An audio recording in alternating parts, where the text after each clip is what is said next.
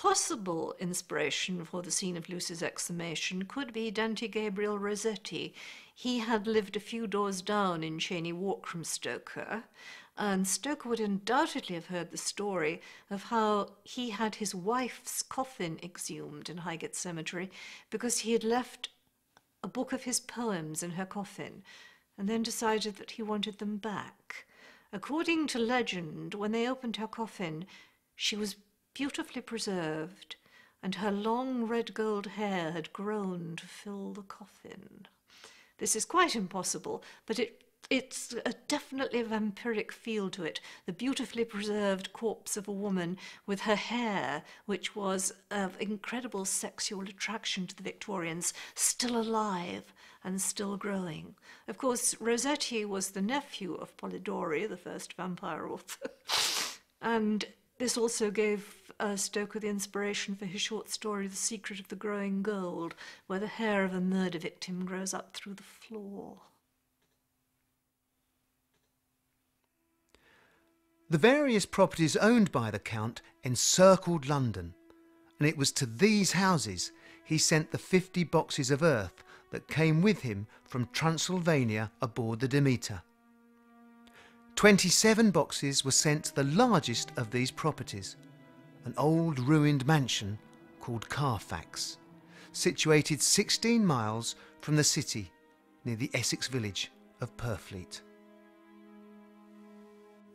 At Purfleet on a by-road, I came across just such a place as seemed to be required. It was surrounded by a high wall of ancient structure built of heavy stones and had not been repaired for a large number of years. The closed gates are of heavy old oak and iron, all eaten with rust. The estate is called Carfax, no doubt a corruption of the old Quatre Faces, as the house is four-sided, agreeing with the cardinal points of the compass. There are many trees on it, which make it in places gloomy, and there is a deep, dark-looking pond or small lake, evidently fed by some springs, as the water is clear and flows away in a fair-sized stream. It looks like part of a keep, and is close to an old chapel or church. There are but few houses close at hand, one being a very large house, only recently added to and formed into a private lunatic asylum.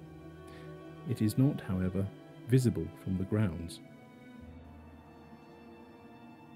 Purfleet, we know, was a tourist attraction in the late Victorian period. It's facilitated by a major railway line from London, the London-Tilbury South End Railway.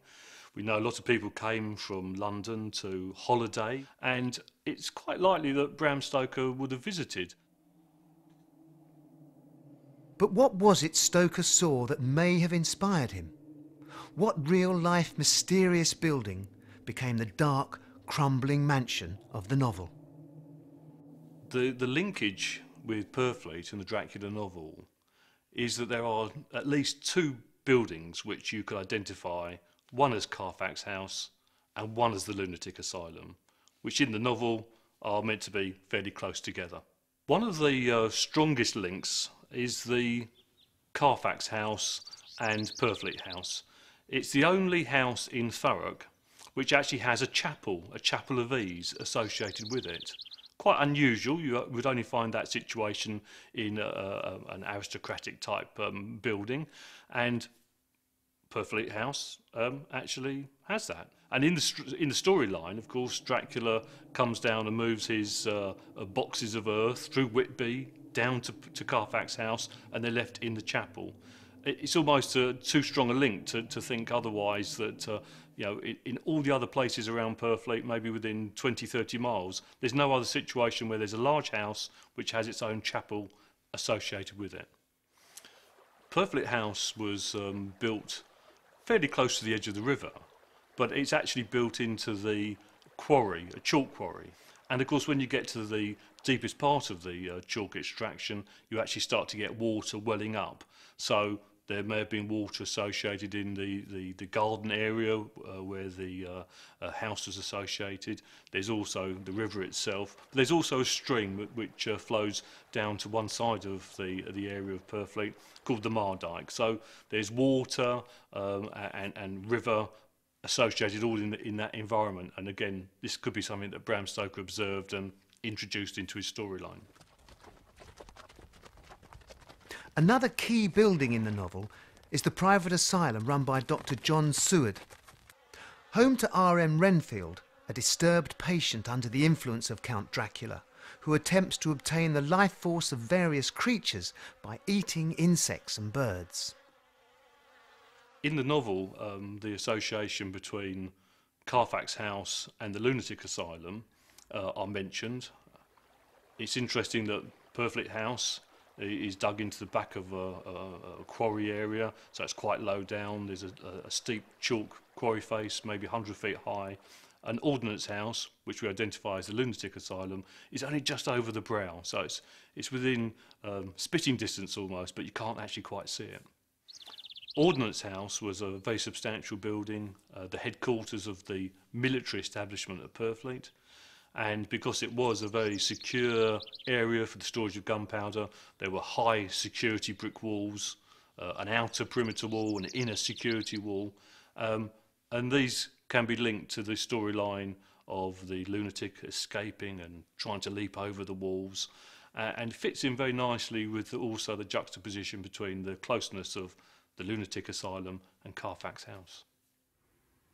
In Purfleet today, you can't see either of the two buildings identified in the novel. Purfleet House was knocked down in the 1920s to make way for redevelopment for a new church for Purfleet. And Ordnance House in the military establishment was destroyed in the 1970s to make way for new housing. So sadly, neither of these buildings can be seen today.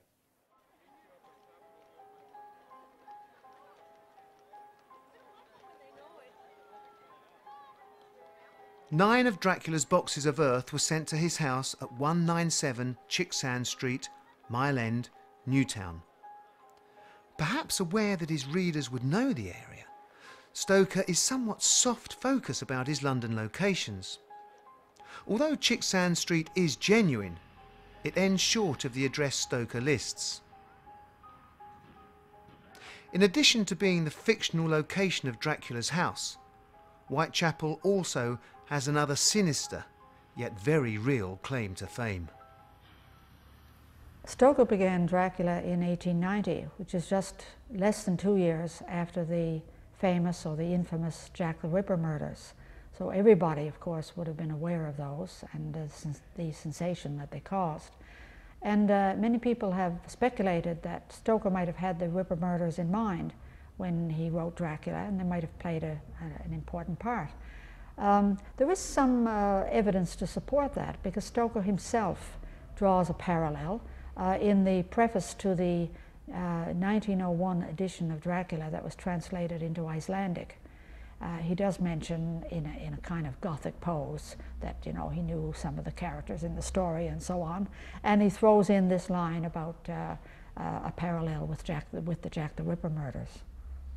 I think the fact too that Stoker mentions some of the locales connected with the Ripper murders, like Chicksand Street, in the novel, would have struck a note with everybody, certainly anyone in London who was reading it at the time. And I'm sure people were still talking about the Ripper murders, wondering who the Ripper was. Still are today. So I think that the fact that there is that link with the novel gives the theory a little bit more substance. In the 1890s, Whitechapel was very scary, very exotic. The name to the ordinary Victorian public meant murder because of the Ripper murders. It was full of poor people crammed together, refugees, foundries, factories, and slaughterhouses. I think Stoker chose it as a location for one of Dracula's bolt holes because it was so scary. And of course, a vampire would pass quite unnoticed amongst that lot.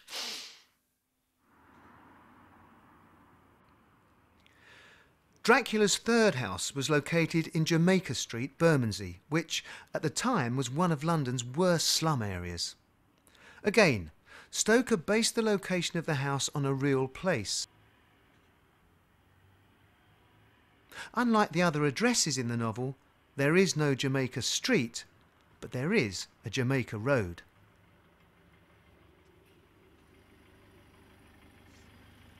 In the 1890s, Bermondsey was full of foreign sailors, warehouses, tanneries, glue factories.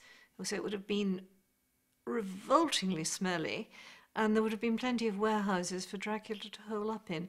It was also, again, associated in the reader's mind with the end of Oliver Twist, where Bill Sikes manages to hang himself over in Jacob's Island over Folly Bridge. I think Stoker chose the location because, again, it's a very good place for someone to hide up. He's not going to be noticed. He can, as he says, pass through the streets without people saying, "Here is a stranger."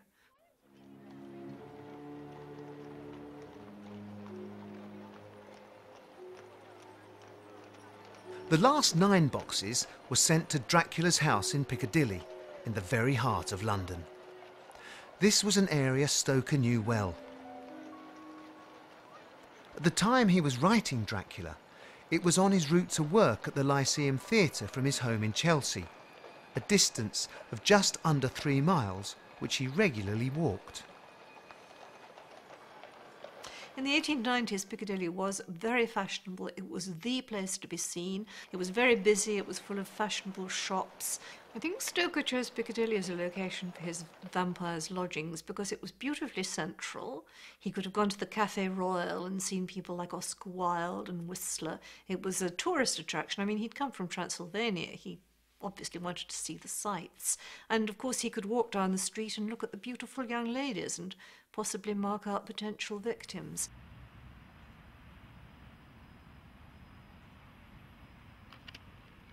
Today, Piccadilly is one of London's main thoroughfares, also being the A4 road from central London to and from the west.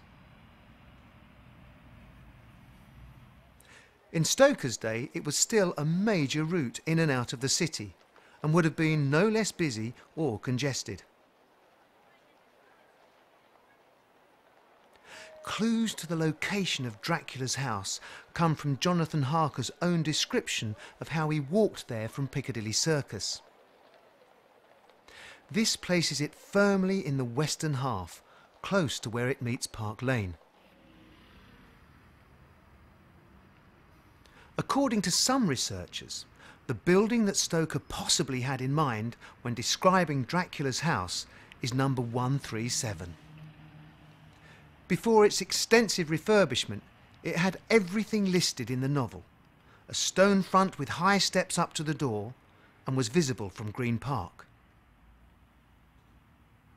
The house, next door to the famous Hard Rock Cafe, was once the offices of Universal Pictures, which, coincidentally, was the first Hollywood company to produce a major film version of Dracula in 1931, starring Bela Lugosi in the title role. For well over a century, readers of the novel have created their own individual realities. Perhaps this is one of the reasons for the book's enduring success. Dracula and the places of the novel are what we want them to be, and they're all out there, just waiting to be experienced. All it takes is an open mind and a little imagination.